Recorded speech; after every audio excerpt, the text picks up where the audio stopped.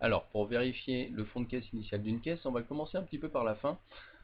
Quand on saisit une caisse et qu'on a validé nos espèces, on a un bouton ici mise au coffre. Ce bouton mise au coffre, le responsable va indiquer le fonds de caisse final qui sera donc l'initial sur le prochain comptage. Pour ici, on va indiquer que notre fonds de caisse final est à 150 € et le logiciel Isaac détermine exactement les devises à retirer. Donc on va retirer notre pièce de 2 centimes, 5 centimes, 20 centimes et les différents billets pour récupérer notre fonds de caisse initial.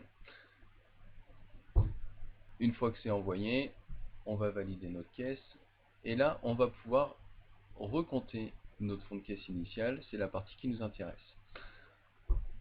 Dans notre caisse 1, on va d'abord valider notre caisse et là on va avoir la possibilité de vérifier notre fonds de caisse initial. On va vérifier que le responsable de la veille avait bien mis le montant de fonds de caisse à 150 €. Quand on le recompte, tout a été mémorisé et on sait exactement ce qui doit être contenu dans la caisse. Et si on la vérifie, on va pouvoir indiquer une des différences qu'on constate. Si on n'a que 44 pièces de 1 centime, on voit que notre fonds de caisse initial n'est plus à 150 € mais à 149,99 €. Et c'est cette partie-là qui nous intéresse.